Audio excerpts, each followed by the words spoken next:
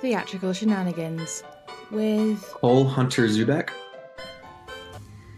Hello there, and I can't believe I'm saying this, but welcome to the very last episode in this third series of Theatrical Shenanigans. It's been a wonderfully eventful 10 episodes, and I hope you've enjoyed listening. Just to remind you that the fun doesn't end here. Oh no. Starting tomorrow on the 12th and running daily until the 15th of August, we have a 4-part Theatrical Shenanigans special in the form of the play Faith, Trust and, a film noir style piece centering the characters from Peter Pan and written by me. Then following that, from the 18th of August, we go back to a series of weekly mini shenanigans that will run every Sunday until the end of October. So there's plenty more after this series for you to enjoy, but for now, let's get back to getting this episode going. My guest this week made his debut on Theatrical Shenanigans as the playwright of our Halloween piece in 2023, entitled The Paranormal Club's 7th Annual Haunted House Sleepover, and then appeared as a panellist in December of that same year, but he has many other achievements. He's a Michigan-based playwright and actor who's been produced in 6 states, stars in the Fragile Mind series produced by Broken Arts Entertainment, and is the co-creator of Counterculture. And I'm thrilled to be introducing him once again. Welcome, Cole Hunter Zubak. Hello, excited to be here. Thank you so much for having me. That's thrilling to have you here. So, as always, we start from the very beginning. How did you get your start in the theatre world? I decided I wanted to do theater, specifically acting at first, when I was 6, and it's because I was watching Drake and Josh on Nickelodeon, and I said I want to do that. So that was my goal, 8th grade.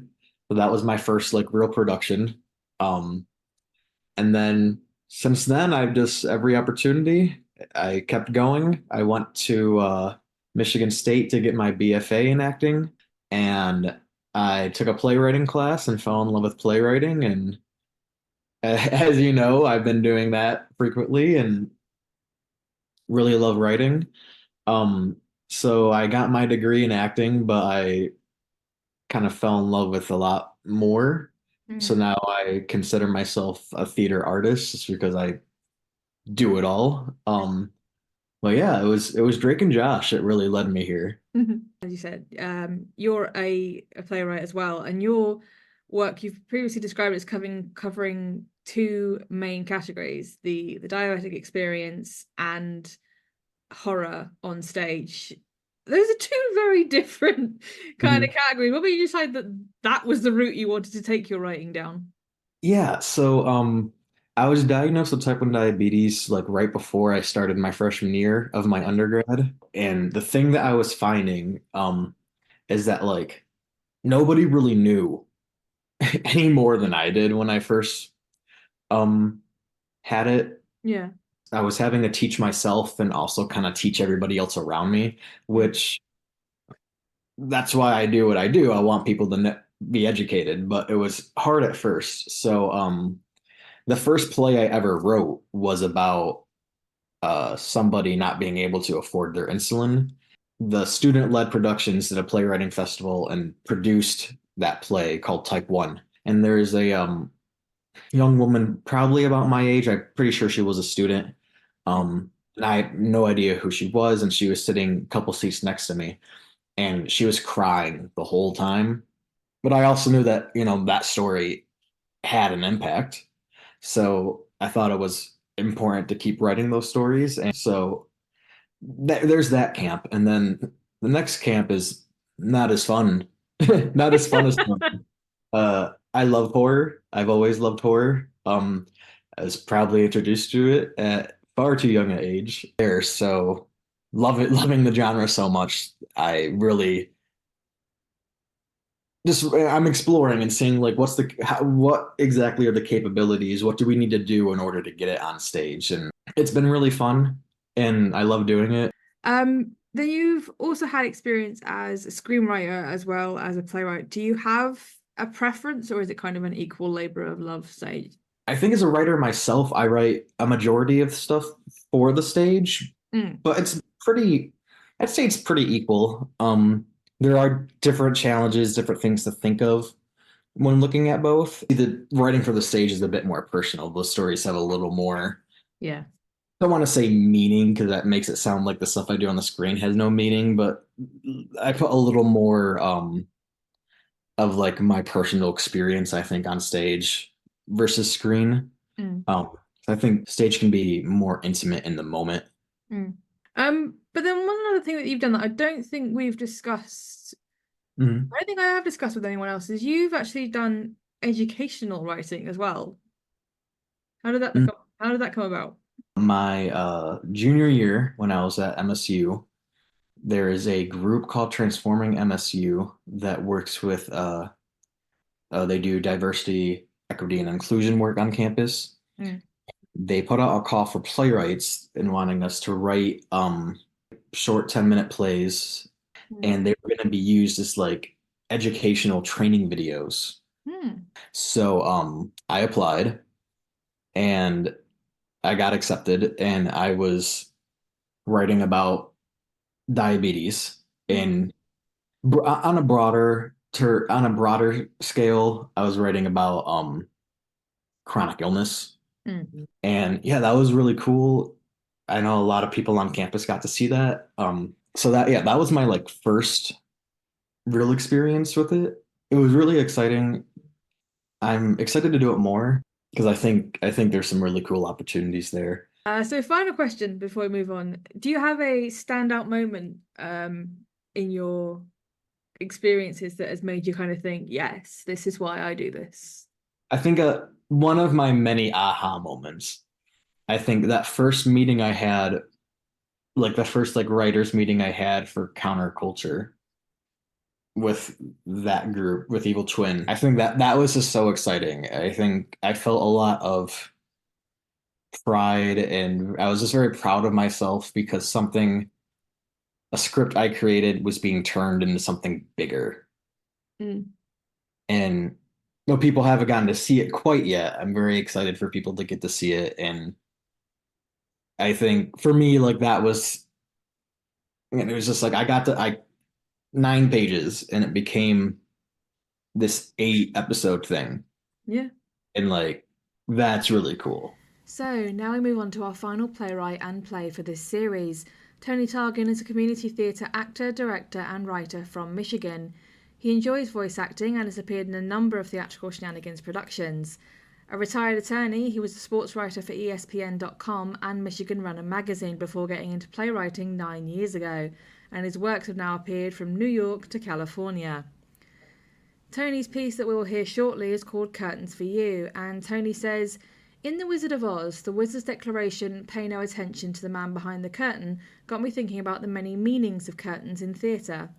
As a fan of Agatha Christie mysteries and Humphrey Bogart movies, I wanted to utilise the various curtains in a stylized murder mystery in the film noir genre." Theatrical Shenanigans presents Curtains for You by Tony Targin.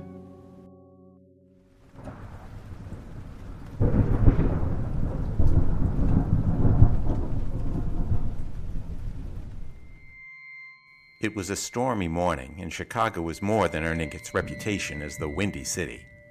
A dark cloud hung over the Langham Hotel, obscuring its 52 stories in dense fog.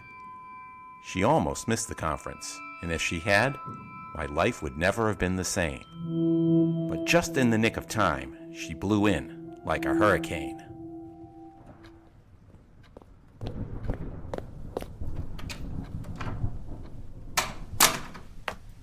Sorry I'm late. Is this seat taken? It's all yours. Hi, I'm Brenda. Ashley, nice to meet you. Hello, ladies. I'm Richard. Good day, everyone. I'm Cynthia Tucker, and this morning's session is on genetic differences and inheritance patterns. I was expecting more attendees, but the airport is fogged in, so I'm afraid this is it. It's 9 o'clock, so let's begin. My lecture will focus on the manner in which a gene is transmitted. For example, the pattern of inheritance may be as an autosomal dominant trait that is transmitted from mother or father to daughter or son. Do you know what she's talking about? Sorry, I have no idea. By contrast, in autosomal recessive inheritance, 2 copies of a disease allele are required for an individual to be susceptible to expressing the phenotype. Excuse me? Sorry to interrupt. I don't have a scientific background, so this is a little hard to follow. This is pretty simple stuff. Basic textbook definitions. Can I ask you what you are doing at a human genetics conference if you aren't a scientist or a researcher? I am interested in finding out more about my ancestry. Me too. Same for me. That's the impression I got from the letter inviting me to this conference. Well, let me see if I can simplify this material. Give me a minute. While we're waiting, would anyone like some more coffee? Yes, please. I didn't have time to get any yet. I could use a warm-up. My cup is there on the table.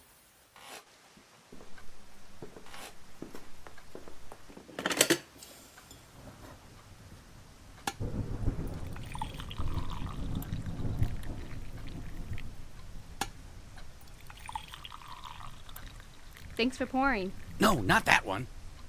That's Cynthia's cup.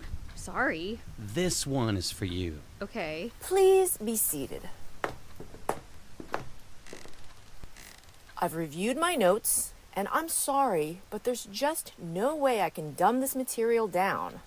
I have no idea what you're all doing at an advanced conference on human genetics. She's so rude. I came here to learn. Excuse me if I'm not an expert. I know, right? I'm going to continue with my lecture as written. Stay if you want, but frankly, I think you're wasting your time. Now, where did I set my coffee cup? Ah, here it is.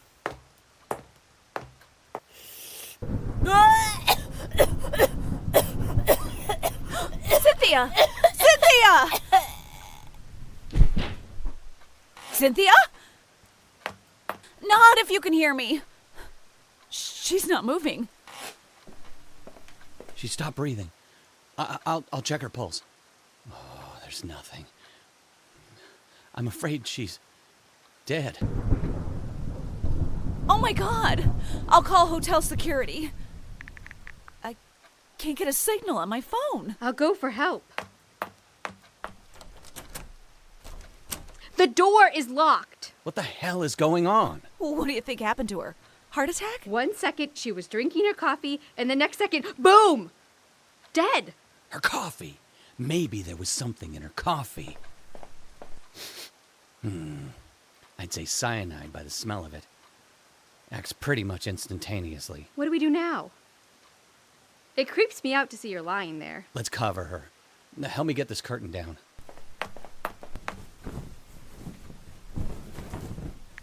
This is crazy.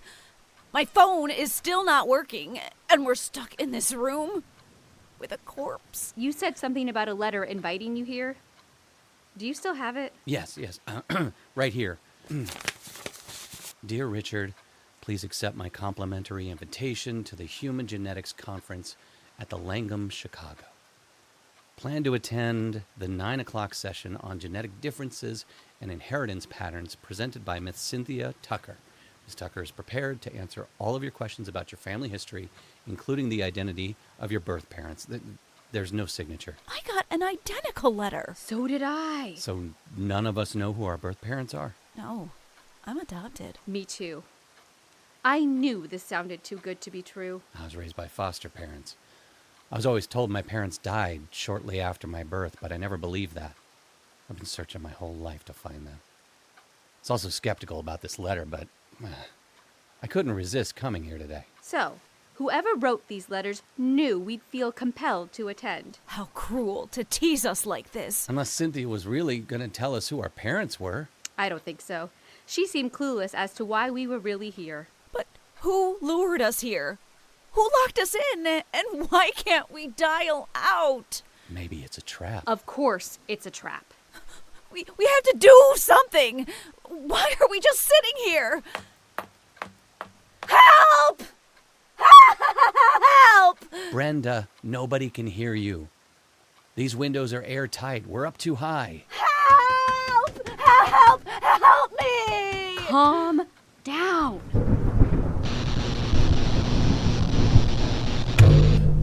The power's gone.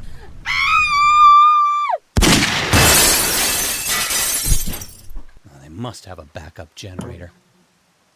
Okay, the lights are coming back on. Oh, no. Brenda! Is she... She's gone. We're being picked off one by one. But who would want to kill us? Where did the shot come from? Outside, I heard the glass shatter. It must have come from a building across the street. Or did it? Ashley, get away from the window. What are you doing? Get down! Whoever shot Brenda could still take aim at you. From the bullet's trajectory, that shot couldn't have come from street level. It would have had to come from another building at our height. But we're too high up. There are no other buildings this tall around here. But I heard the glass breaking. So did I. But the glass broke right after the gunshot. From examining the exit wound, I'd say the bullet went through Brenda's neck and then out the window. Which means the shot was fired from inside this room. What are you trying to say? Don't play coy with me. You shot Brenda. Admit it. Nice try. You had the same opportunity as I did. How do I know it wasn't you? Of course you shot her. You killed Cynthia too. You handled the coffee cup, so you easily could have poisoned her. But you poured her coffee and you were the last one to hold her cup right before she drank from it. You think you're pretty smart, don't you? You stay away from me. Nobody's gonna hear you from way up here. If they didn't hear a gunshot, they're certainly not gonna hear your screams. You can't hear anything from inside this room. Wait. Do you hear something? It sounds like an old typewriter. Sounds like it's coming from over there. Pay no attention to that man behind the curtain. It's a little old man. Who are you? Pay no attention. Don't mind me. What are you doing here? Oh, dear me. I was afraid this might happen. Listen, mister, you better come clean. Did you have anything to do with the 2 murders that just took place in this room? Well, yes, I'm afraid I did. I'm calling the police. Damn it! What's wrong with the phones in this place? Your phones won't work in here. I've seen to that. And the door being locked? Yes, that's my doing too. I don't understand. If you've been behind this curtain the whole time, then how did you commit both murders? Well, no, I didn't actually commit the murders. I just set into motion a series of events. Technically, it was Richard who poisoned Cynthia and shot Brenda. I knew it! Let's not jump to conclusions. Who are you anyway? What's your name? My name is Tony Targan. I'm the playwright. This is so surreal. What exactly is going on here? I'll give you a clue. Do you know the Beatles song, Penny Lane? And though she feels as if she's in a play, she is anyway? I'm in a play. This is a play? Yes, a murder mystery. I thought we were here to discover who our parents are. All an elaborate ruse, I'm afraid. Although, in a way, I invented you, so that does kind of make me your creator. I always wanted to be in a play. Is that the audience? Oh! Don't talk to them. Why not? You'll break the fourth wall. This is representational theater. I'm trying to create a reality on stage that tricks the audience into accepting the idea that what they are seeing is real. I think that bubble's already been burst. Whoa!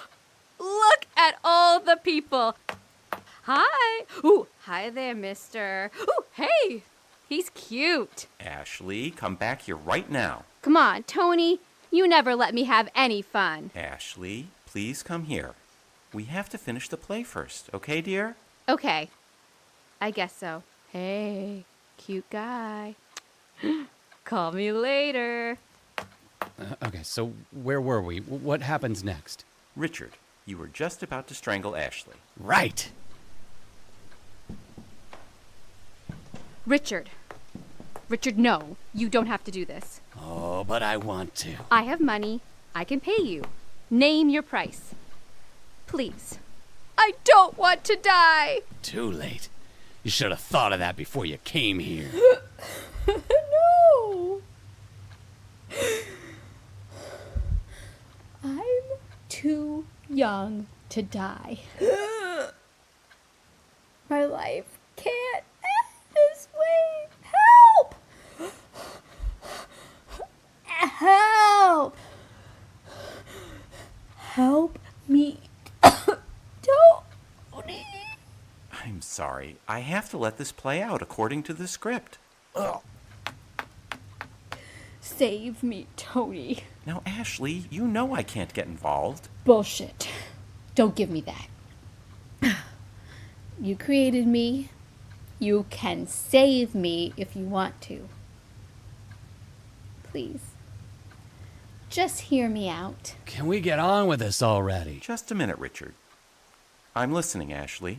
I need you, Tony. But you need me too. Just look at me.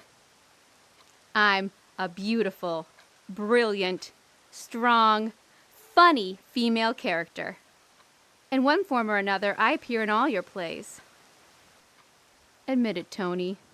I'm your inspiration. I'm your muse. If you let my character die, you'll regret it. Maybe not today. Maybe not tomorrow. But soon and for the rest of your life. Wait, isn't that from Casablanca? Quiet. She's on a roll. I'm begging you to save me. Do it for both of us. Without me, you'll lose your mojo and your writing will suffer. If you can even write at all. Okay, I've had enough of this crap. It's curtains for you. Prepare to die, Ashley. Look, Tony, I didn't plan on having to kill you too, but I will if you don't get out of my way. Now move! I'm afraid you're going to have to kill us both then. Suit yourself. Before you kill us, if you'll just allow me a moment to type a quick farewell note to my mother, please? Oh, all right. I guess I owe you that much as my creator, but hurry up!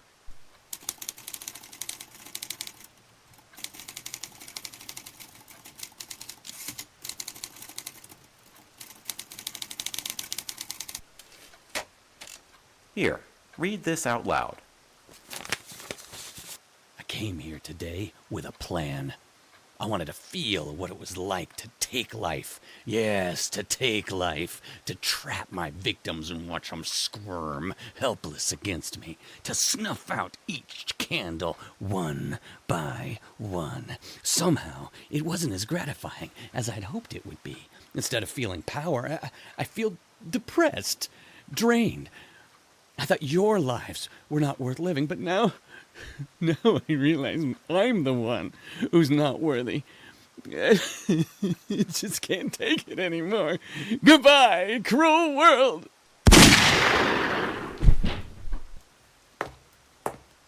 He's dead. But Tony, I thought you were writing a goodbye letter. I did, but it was Richard's goodbye, not mine. I guess you could say I flipped the script on him. My hero. When I look back on that fateful day, I know this much is true. Maybe I broke a few rules by saving Ashley's life, but in reality, she saved mine. Tony.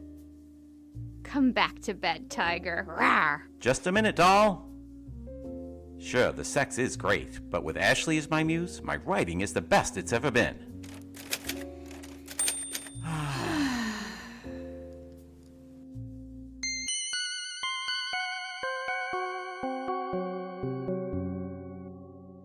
Well, that is a truly unique way to look at the writing process. That was Helen Cheng Mao as Cynthia, Jackie Priscorn as Brenda, Darren Ingram as Richard, Laura Hogan as Ashley, and the author himself as narrator and Tony, with Curtains for You by Tony Targin. So, Cole, what did you think? Oh, that was so much fun.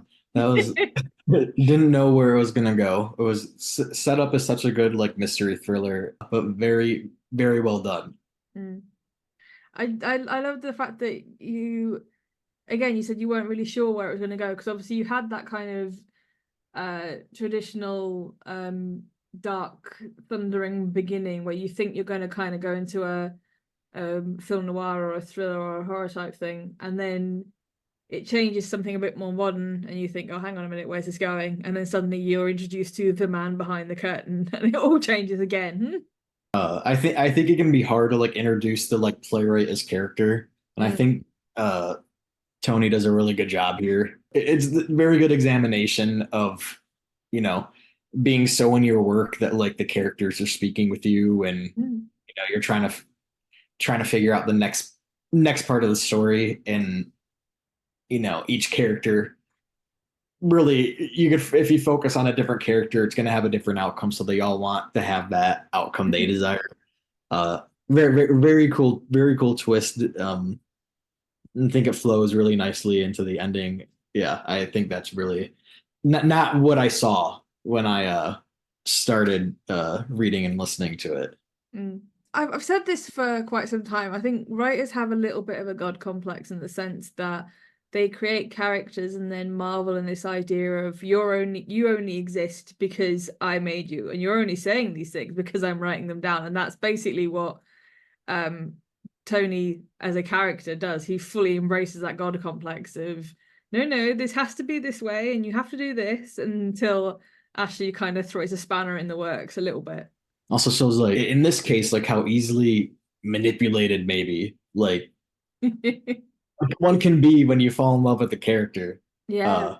It makes me think like was this like the whole idea or was this act like did Tony mean for it to go a different direction but like wanted like Ashley like Yeah. say like makes me think like was the script because of another idea that actually happened or was this like the whole was this always the story? Because Did Ashley come to life mid-play and say, "No, I'm not having it." I say you can hear it in the like very quick back and forth in the way the characters speak to each other, even before Tony as a playwright is discovered. So even when they're talking to Cynthia and to Brenda before they are tragically murdered, they're still kind of batting back and forth. So there's never a kind of it's not what I'd call a slow build. I mean, obviously you are introduced to Cynthia and introduced to the location, but after that things start to happen very, very quickly. And I think it works really well. yeah, he Tony accomplishes a lot in 15 pages. Oh God, yeah. But it does, he does so naturally. Things happen quick, but like it's like everything happens natural. Nothing is like pushed. Everything has a reason. Very seamless between each beat into the pay no attention to the man behind the curtain. Like everything flows really seamlessly together. It all makes sense, which is can be very hard to do in 15 pages. And Tony accomplishes a lot here, which is really cool. For me as well, I started to think after it was finished, I started to think like if you turn this, you could quite easily turn this into a serial because obviously you've got characters that have been clearly forgotten and swept under the carpet. So Cynthia's dead, Brenda's dead, Richard is now dead. And there's obviously moments where Tony could potentially have to answer to those characters for what he did to them. I mean, Ashley may be his muse in the center of his writing world, but there are other characters lingering in the writer's brain, and they won't all be as friendly and as accommodating as Ashley was. And you could easily use that to leapfrog it into more stories of the world behind the curtain, I suppose. That's a really great point. And like, yeah, there's so much more in this world of like Tony creates characters that wants to like come after him, but like it's his own creation and his thought. So like there's a lot of humor. There's a lot of humor there. So yeah, I agree. I think this could easily be expanded on. You hear that, Tony? There you go, Tony. Cole and I have decided that you're not finished with these characters. But yeah, it's an interesting question because when a person who doesn't write or doesn't have any involvement in the world of writing asks you how you come up with ideas or how you come up with characters, I don't know about you, but I can never explain it coherently. It's more a kind of a half shrug and I don't know. Because if I even tried to start explaining it to them, they would look at me like I'm a crazy person. Whereas Tony has actually explained to the audience and indeed to the characters almost where they came from. Yeah, that's a really cool aspect of the script. Getting a little more insight on like what goes on. It's cool getting to see somebody that has passion for the same thing I do and see them actually lay out like that process, whether this is his actual process or just what he wrote for the script. It's really cool getting to see a writer talk about it and describe what they do. Okay, we are almost out of time. Cole, your final thought on the piece as a whole. It's very, very fun, very, very well constructed. It does a great job of building that tension. It's your classic like crime drama. You don't know exactly which way it's going. The twist with Tony, comes out of nowhere, but it's like fits so naturally in the story and helps progress what's going on. So I think just, very, very good master class here of like building tension, throwing in the twist and letting it unravel the audience and just very, very, very well done, very well put together, but a very good time. Like I think this is one for everybody. Everybody can get a piece of enjoyment out of this. Yeah, absolutely, completely agree. Okay, we are out of time. Cole, thank you so much for being here and talking about you and your work and this fabulous play. Thank you again. Thank you so much for having me. This is really fun. I'm very happy to be here and get to talk about theater. And that is the end of this episode and indeed our third season of Theatrical Shenanigans.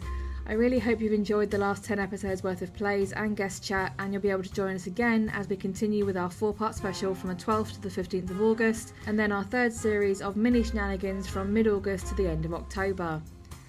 If you have enjoyed the show, then as always, we greatly appreciate any show of support, be that a like, follow, share or comment on Facebook or Instagram, or maybe a rating on Spotify or Apple Podcasts. But if you're feeling particularly generous, then you can head over to our Buy Me a Coffee page and purchase a pre-show cocktail. Or you can head over to our Etsy page and pick up a Theatrical Shenanigans mug or water bottle. As a final comment, I'd also like to thank all our playwrights, voice actors and guests who've made this season possible, and of course you as our audience for listening. I hope you'll continue to listen and enjoy the show. I of course look forward to bringing you many more exciting episodes, but in the meantime, I've been Rachel Feeney-Williams, this is Theatrical Shenanigans, bringing down the curtain and saying, I hope you can join us next time. Theatrical Shenanigans is part of an RFW Scripts production, found on Spotify, Amazon Music, Podbean and anywhere else you can find your podcasts. Music is written and produced by Chris Cody.